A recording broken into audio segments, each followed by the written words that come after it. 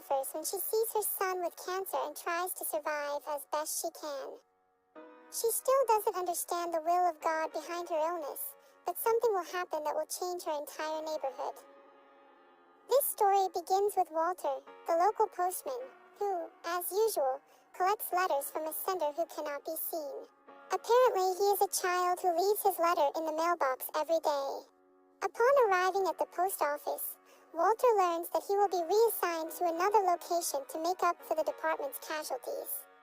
Although he does not want to accept, because he loves his work in his town, he must do it, so before leaving he leaves all the letters he has kept to his boss, with Destiny for God of the House 234.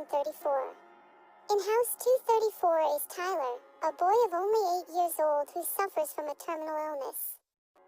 Although his mother is a nurse, she can't take care of him since her husband passed away a while ago, and she has to work, so she leaves him in the care of her grandmother. When her mother arrives at the clinic, she talks with her friends who ask her about Tyler. She says that he is fine, despite having undergone brain surgery and 30 chemotherapy sessions. However, the doctors do not give her much hope about it. At home, his grandmother struggles to put him through the floor, at which point his brother says that his mother is on the phone while Tyler starts to yell. But it was all part of a prank he played on everyone. However, after the injection, seconds later he begins to vomit. His older brother no longer wants to know anything about God, since he is still hurt by the death of his father, and Tyler's condition affects him because he can no longer have a normal life. For this reason, his grandmother tries to encourage him and prays with him. Tyler, when writing the letter of the day for God, mentions that today he learned to say the word medulloblastoma. He also asks him why he is sick, why the medicines stink, and if there are many people in heaven. He also tells her very sadly that he would like to see his mother smile, because it is what he wants the most. That night, Brian, who works in the same office as the mailman Walter, arrives home very drunk as usual and falls asleep until he receives a call from his boss telling him to arrive at the office in 30 minutes, since he has many consecutive absences. And you want to talk to him. Upon arriving at the office, they give him a new route, the same route as Walter. Now he will take charge. After a long time out of school, Tyler gets ready to go. He is afraid to do it, since the children will laugh at his appearance. Even though his mother tells him that it is not necessary for him to go, he will still go because Jesus would do the same. Also, Sam needs it because he doesn't want to eat anymore with children who smell like sausages. In the classroom, the teacher informs the group that Tyler will be rejoining. Please give him a warm welcome and be very kind to him. At that, a boy asks if Tyler's disease is contagious, but her friend Sam gets upset and tells her that Tyler has cancer, not lice. Welcoming Taylor, he tells the other children of his experience with the disease. However, the children are a bit indiscreet with his questions, but there is Sam ready to defend his friend. In the following letter, Tyler lets God know that even though they ended up in the principal's office, he still had a great time at school, so he thanks him because he saw his mom smile at the story back of what happened. And very happy, he told her, "Now I know you received my letters, God, because only you would have come up with a way to make my mom smile."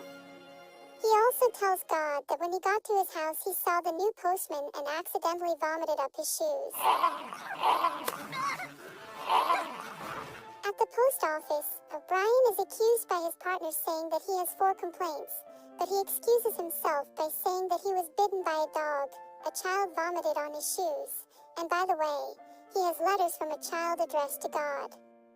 That night, Brian walks into the bar as usual. His friend persuades him to give her the keys to his truck so he won't drive drunk. Brian reaches out of his pocket and Tyler's letters come out. There he expresses that he doesn't know what to do with them, so the friend laughs, saying that maybe he should take them to church on Sunday. Just when he left the bar, he came across a church, so he took the opportunity to enter and leave the letters. Before leaving, the Reverend tells him that he knows the owner of the letters and his family. They pray a lot for them. He also tells him that perhaps God has sent the letters to him for some reason, that he should try to listen to his voice since in the end the letters are addressed to him. The next day, Brian comes to Tyler's house to bring him a present from his neighbors. There they get to know each other a little better, and Tyler takes the opportunity to give him the letter of the day and apologize for having damaged his shoes. At Sam's grandfather's house, in the middle of a performance, Grandpa explains to Tyler that the kids laugh at him because they're envious. He tells him that he has been chosen for the most important role in his life, so when people see how brave and strong he is, they are forced to analyze their own lives. Also, he lets Tyler know that his mission is to guide everyone to the truth, and that truth is God. Even though Sam didn't understand anything, Tyler did. As Tyler began to feel bad, Grandpa came up with the idea of putting some eyebrows on Tyler so that the children would leave happy.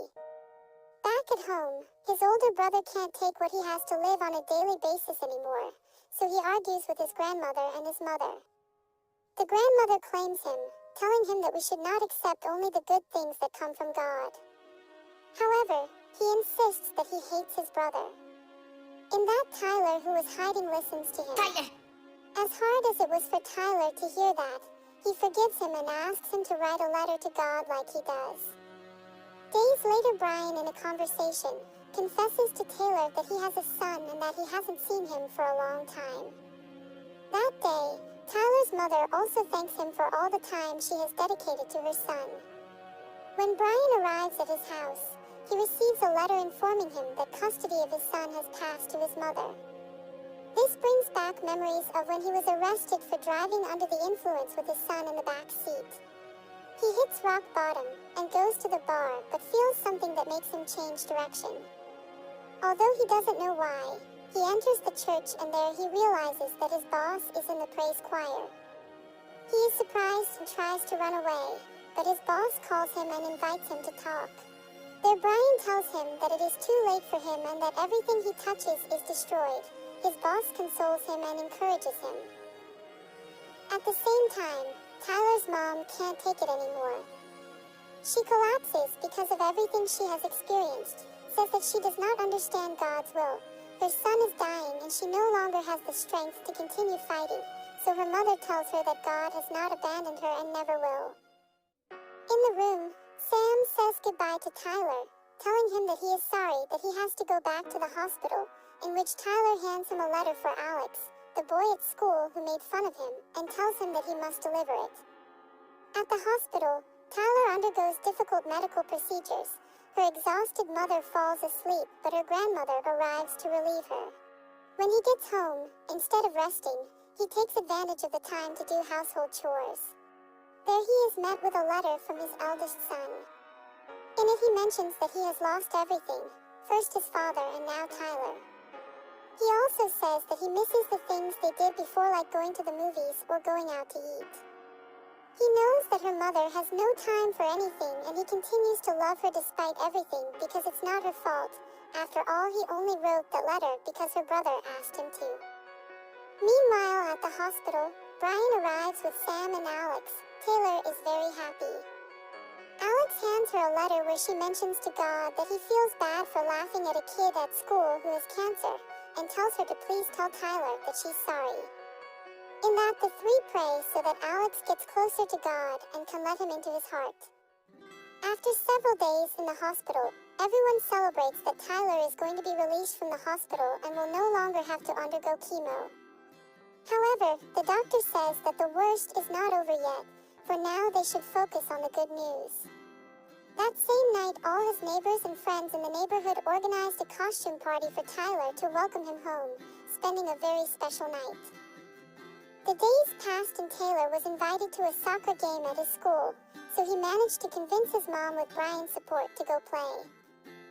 Already in the game, with the final minutes remaining, Tyler fulfills his wish to be able to play like a normal child. He manages to catch the ball, ensuring the victory for the team. But in the middle of the celebration, Tyler suddenly collapses and falls to the ground. At the hospital, the doctor confirms to her mother that the cancer has returned. Her mother, in pain, tells Brian that her son played that game because of her, and she told him to stay away from her life. This affected Brian a lot and brought back memories of all the things he went through with his son. He returns to his house to drown his pain as he knew how to, but in the end, he ends up throwing the bottle, destroying everything in his path, because he is tired of making the same mistakes from the past. In the midst of the mess, he stumbles upon Tyler's accumulated letters and begins to read them one by one. There he realizes that Tyler asks God for a companion for his mother, because she doesn't want her to be left alone. At the same time, he tells God that they will meet soon, because he doesn't have much strength left. He also asks for Mr. Brian because he is a very good man, and he has a son, but they almost never see each other. Taylor ends his letter by making this request. God, could you tell Mr. Brian that everything is going to be okay? It is then that Brian realizes that in Tyler's letters there was a letter for each of his friends and neighbors, and that Brian understands the purpose of everything. He begins delivering Tyler's letters to each of his recipients, surprising them all with Tyler's requests for them. At Tyler's house, Sam enters saying that they made some bracelets with the inscription of John 3 verse 16 and the word, believe. She also says that she has written a letter to God, and crying she lies down next to him. Brian arrives and apologizes to Tyler's mom, telling her that he feels lucky to have met them, and that another postman will be coming to do the route from now on. They both make peace, and he hands her a letter from Tyler, but she tells him he'd better read it later. Now with the last of his strength, Tyler accompanies his brother to a school recital and everyone applauds in shock. In that, Brian arrives out of nowhere, and somewhat nervously he begins to speak into the microphone. He tells everyone that he is grateful to have met Tyler, as he is a very special boy who touched many hearts with his letters. Thanks to Taylor, he is now able to understand the important things in life. It has given him hope and helped him have faith in God. Then, he shows Tyler all the letters from the community and from his school that they wrote for God, inspired by Taylor, where they also wrote petitions for him, and there they all thank him for helping them. Days passed, and all of his loved ones are gathered in Tyler's room. His mother says goodbye to him, telling him that she can rest now, and that she loves him and will always love him. He then watches himself, as everyone began to write his letters to God. 1 year later, Brian is now the head of the post office, watching every day as letters addressed to God kept arriving. In honor of Tyler, a special mailbox was opened where people can deposit their letters. Tyler's story inspired many other children to beat cancer like true warriors.